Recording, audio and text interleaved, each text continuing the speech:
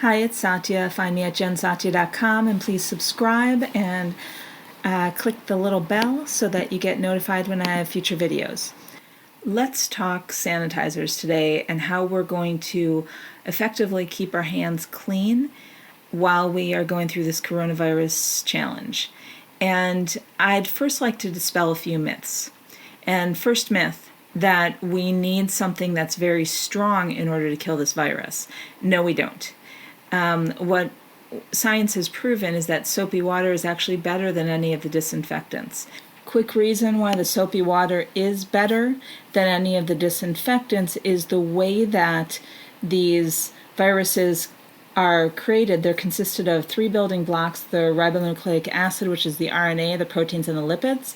And when you use soap will actually clear the lipid aspect, which allows you, because the soapy molecules can kind of compete with the lipids and break them apart, break up that lipid aspect of the virus membrane, and then it will kill the virus, and then you can rinse it off.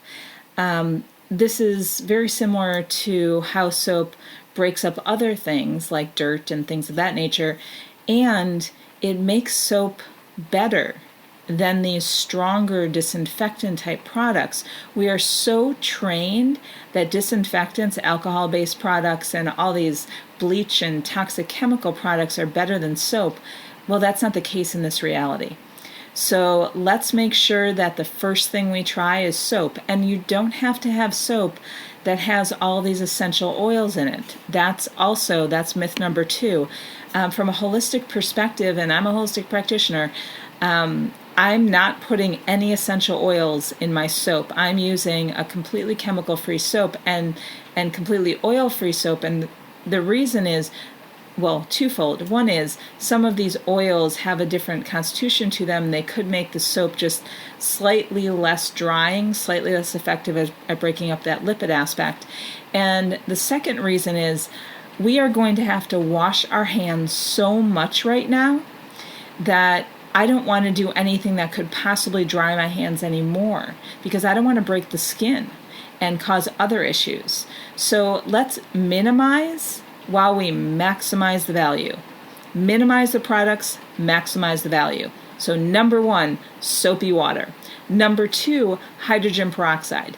I'm using hydrogen peroxide as a spray when I go out. Hydrogen peroxide has also been useful at breaking down the structure of the virus, and then we can wipe it off. And what I'm doing is twofold. I have made a little spray bottle of hydrogen peroxide and water, and I'm only adding water so it's less drying. Some people use hydrogen peroxide straight.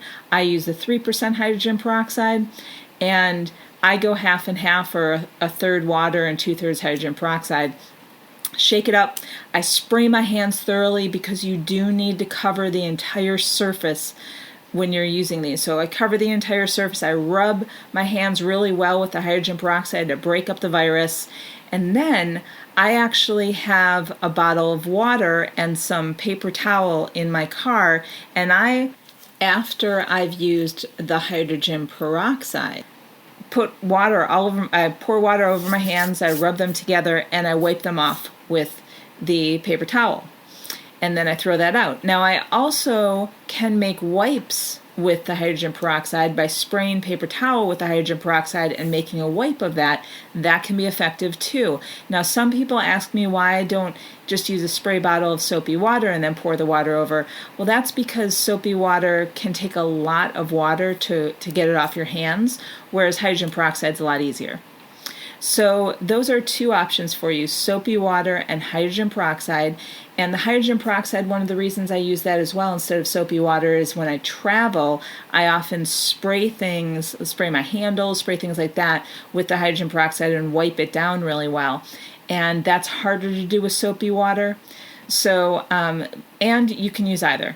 So I hope that was helpful. 2 options for you that are healthy and easy, and don't use all those chemical products that can be very drying, can break the skin if you use them over times, and can be very expensive. Also, I'm not a big on chemicals. I work with a lot of clients who are chemically sensitive, so I like to find options that everyone can use. I hope this was useful. Let me know if you have any questions, and I'll be leaving some links below to explain some of this more scientifically for those of you who need that, as well as a link to at least one of the studies about hydrogen peroxide killing the coronavirus, so that you can ensure that you've got that information as well.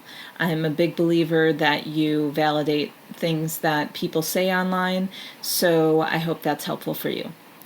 Thank you so much, and please do subscribe, hit the bell if you found this useful, and let me know if there's any topics that you'd like to hear some information on. I'd be happy to help out if I can.